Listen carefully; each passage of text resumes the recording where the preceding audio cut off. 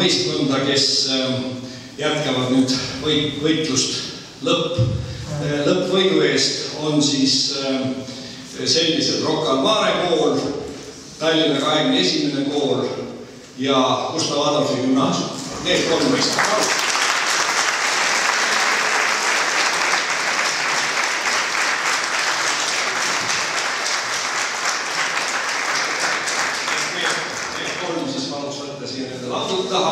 Ja ühtlasi ütlen selgituseks nii, et kolmanda koha peale oli võrdne punktide summa kolmel koolil ja me tegime valiku hümnide põhjal, kellel oli parem vastus hümnide põhjal, nii et žürii võttis endale siin niisuguse autoritaarse tõlgendamise õigus nagu alati. Nii et kolm võistkonda ja läheb lahti. Nii võtke kohad sisse ja siis ei alustada.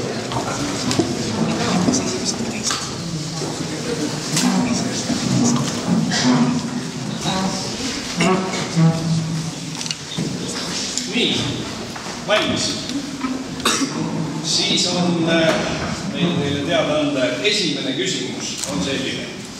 Egiptuse linnas Aleksandrias on mõnede teadlaste kinnitusel paralleelsete tänavate asetus rannajoone suhtes sihilikult veidi viltu kavandatud.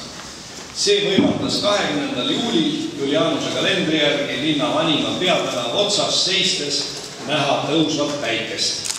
Miks oli 20. juuli linna jaoks oluline kuupäev?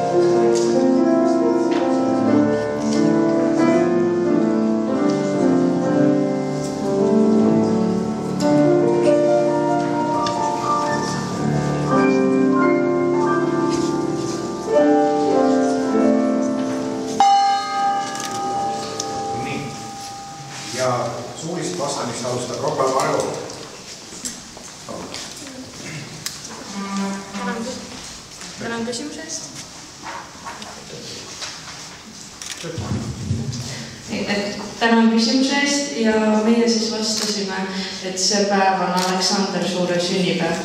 Ja selle vastus on täiesti õige.